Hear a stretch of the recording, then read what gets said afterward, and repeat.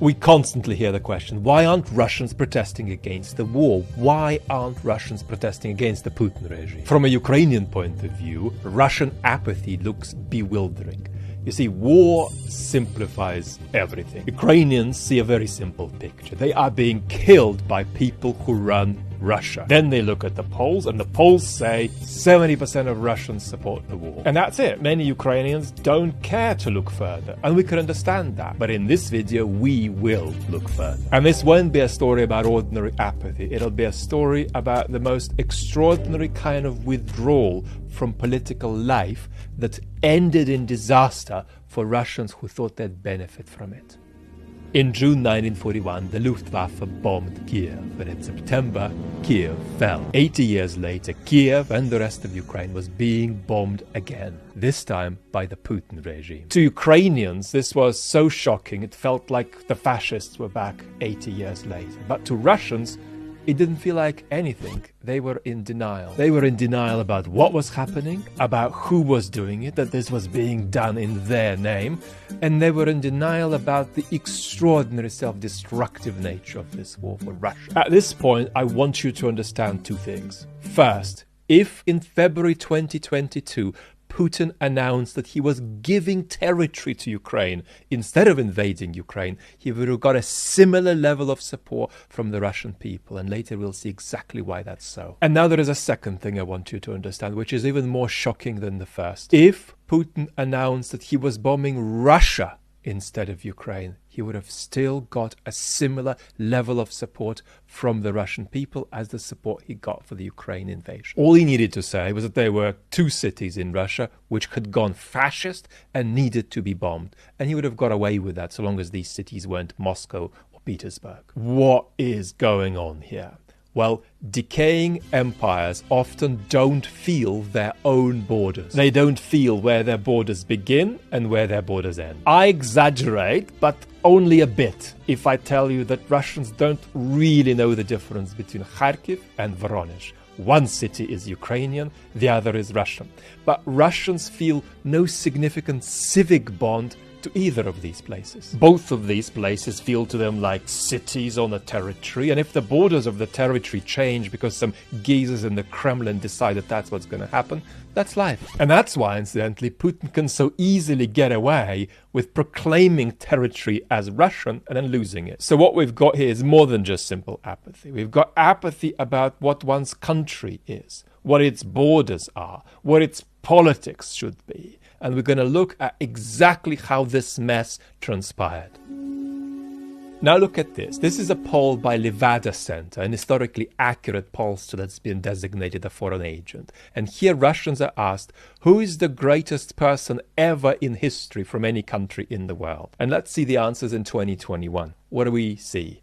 Stalin is top. And the rest of the high rankers tend to be heads of state and tyrannical heads of state. So not Alexander II or Gorbachev, but Lenin and Stalin. Now let's see how this has evolved. We've got 2008 and 1999. We can see that Stalin's gone from fourth to first. We can see Lenin, a consistent top 4 Champions League performer. These are all heads of state. And these are heads of state plus the leading General Zhukov and the leading cosmonaut Gagarin. And this is the only foreigner. This is pretty unhealthy stuff. It's as if we found Germans saying, we love Franz Beckenbauer, Hitler, Caspar David Friedrich and Himmler. Now look, we've got to be honest. This is not totally dissimilar to how Germans felt after the war. According to well-documented polls, it took Germans until the 60s to stop thinking that they didn't start the war. And it took them until the mid-50s to stop giving Hitler pretty good approval rating. But that's 10, 15 years after Hitler's death, not 70. Russians don't get that Stalin was bad 70 years later. But it's actually much worse than this. Under the Putin regime, Russians went much further than just denial. They got into a kind of postmodernist denial, where they were denying not that Stalin was bad, but that anything could be true about the past at all. So that's different to ordinary denial, ordinary rehabilitation of Stalin, of the kind we used to see on TV talk shows in Russia. One guest would say Stalin killed 6 to 9 million non-combatants, and another would say, no, he didn't. Up to 25 million people, 15% of the Soviet population, experienced political imprisonment under Stalin. No, they didn't. The Holodomor was a criminal catastrophe. No, didn't happen. That's just ordinary rehabilitation. But the pervasive response to Stalin in Russia is not rehabilitation, but magical thinking. Large percentage of Russians do not see Stalin as an actual historical figure they've got to react to. Instead, they react to a kind of empty box that they've substituted for the real historical Stalin, into which they can project anything they like. So why is this worse than rehabilitation? Because rehabilitation gets the truth wrong.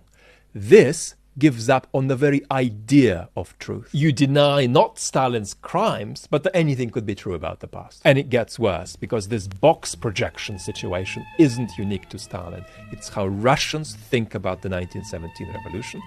It's how Russians think about the collapse of the USSR in 1991. And it's how Russians think of Putin's rise to power in 1999. About 1999, they feel that Putin descended from the mountain to be their leader. About 1991, they feel that that resentment that was felt toward the West, that sense of humiliation as a country, isn't an historical moment that needs to be reevaluated, but a kind of expression of primordial feelings that connect Russians with their true destiny in historical time. About the 1917 revolution, they feel that it is whatever Putin says it is. To Putin, it's a dangerous historical blip, because first, revolutions are always a bad thing, which is false, and second, because the Soviet Union is the continuation of Tsardom by other means, which is also false. And when your sense of the past breaks down, your sense of the future breaks down too. Putin's picture of the future is at best incoherent and at worst suicidal. We're going to achieve unspecifiable kinds of glory by unspecifiable means. But it's not just Putin. We can also see poverty in how Russian opposition leaders think about Russia's future. Let's look at Alexei Navalny. Navalny is a hero. He is a man with an extraordinary clarity of vision and an unbelievable capacity to feel free even when he's in chains. But when asked what kind of country Navalny wants Russia to be, he often answers, a normal country. And this line, Russia needs to be a normal country, is something you're going to come across a lot if you consume Russian oppositional content. What's missing from this line, to put it bluntly, is real politics and political vision. No country, and certainly not a country with a messed up past like Russia, is going to be a normal country. And that means you've got to have specific answers to how Russia could relate to itself, to how it could relate to the rest of the world, to how it could relate to Europe, and how all of this could take Russia out of being an aggressive expansionist empire. Putin's project started with a fabrication, and one of the authors of that fabrication, Gleb Pavlovsky, who is now a critic of Putin, is very open about it. The fabrication was the idea of a Putin supermajority. And that idea still tricks most Russians. And it's not hard to understand. It goes something like this. Most Russians support Putin, and if you are a Russian who doesn't, you're in the minority. You're in the minority in your country, and you're a minority in your building, in your kid's school, in the park, at work. But what holds this fabrication together? Why is it believed? It's held together by an informal deal the regime has struck with the population. You stay out of politics, and we're going to stay out of your life. And in more detail, it goes something like this. I, Mr. Putin, and you, the Russian people, are going to play a game. The game is called authoritarian capitalism. Here is the deal.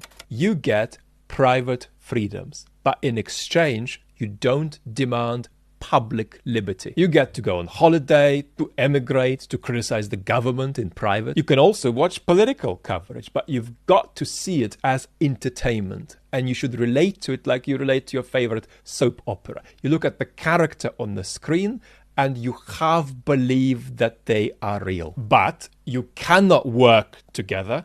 You cannot organize collectively, online or offline. And if you mount a political challenge to the regime, the law will never protect you. So you're going to outsource all political and all economic power to me or to my regime. And I know that you're going to like this deal, because the more private freedoms I give you, the more I know that you're not going to bother. You're not going to want public liberties. And that balance, where private freedom and state domination work together, is what holds our show on the road, at least until I, Mr. Putin, start a war, lose it, and do conscription and declare martial law. But now, the people we've spoken about are not the only people in Russia. They are just 50 to 65% or slightly more of the population. There are two other major groups in Russian society we've got to be aware of, because as that silent majority we've just spoken of begins to wake up, they're going to join one or the other of these two groups. The first group are opponents of Putin. They never accepted Putin's deal, and they amount to 15% of the population. Or if you count them by number of people who oppose the war, they could be as high as 25% of the population. The second group are the ultra-patriots, and they also reject Putin's deal. But they don't reject it because they reject Putin. They like Putin. Rather, they don't want to be out of politics. They want to be politically involved and cheer Putin on as he makes Russia great again. They're a smaller group, but they've got bloated during the war, and they could tap out at as high as 20% of the population. So now we've looked at these three groups in society, but we've also got to look at two groups inside the regime, which are also struggling with incapacity to wake up and act. First, the technocrats, and this may really surprise you, because while most of Russia's state apparatus, as mobilization showed, is broken, Russia's financial system is actually very well run. And as I speak to you now, people with world-class competence are battling to save the Russian economy. They don't necessarily like Putin's politics, and they don't like the war, but they're battling to save the Russian economy from the consequences of Putin's actions. So let's look at how they think and why their position is, as I think it is, ethically untenable. This is Elvira Nabiullina. She's the head of the Russian Central Bank. She feels, almost certainly, if I leave, I could be replaced by some kind of mindless Putin Silovik, and life for ordinary Russians will get even worse. Now, what's missing here is obvious. If Russians are worse off, then Mr. Putin will have less money to bomb Ukrainians. And bombing Ukrainians is politically and economically suicidal for Russia. Ms. Nabiullina can't separate saving sick and hungry Russian pensioners from funding Mr. Prigozhin's criminal army. Nabiullina's mistake is to focus on efficiency at the expense of reality.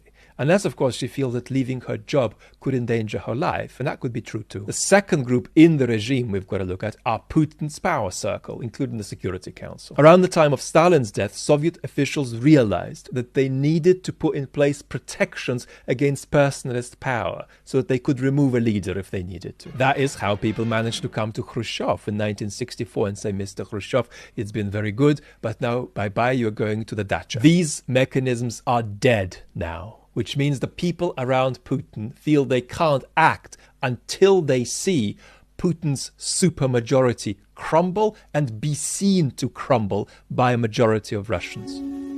At the beginning of the war, we saw Putin smother his Security Council in blood, co-opt them into his war, and reluctantly they all went along. Now Putin is trying to do the same with the Russian population. He's trying to smother them in blood via mobilization and co-opt them, make them feel involved in his war. He understands that the catastrophic defeats he's experienced are beginning to wake people up little by little. Despite his strategic blind spots and his paranoia, Putin remains an effective political operator. And he's saying, look, let's try to keep some of the people politically asleep, but let's convert those who are beginning to wake up into the patriotic group so they don't end up in the anti-Putin group. His message is, I don't want you to be citizens, but if you are going to become citizens, at least become fascicized citizens rather than protesting the regime. So what will happen now and why?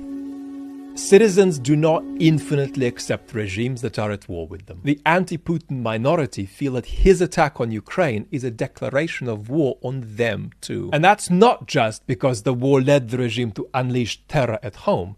It's because killing Ukrainians is also killing Russia's future. If the silent majority continues to wake up, this will encourage the anti-Putin minority to feel that they're not alone. And seeing Russians get politicized could motivate people in the regime to get moving too. But until this movement happens, and is seen to be happening, fear will prevail. And it's very important to understand what that fear is. It's not just the fear that if you act, you'll be jailed or killed.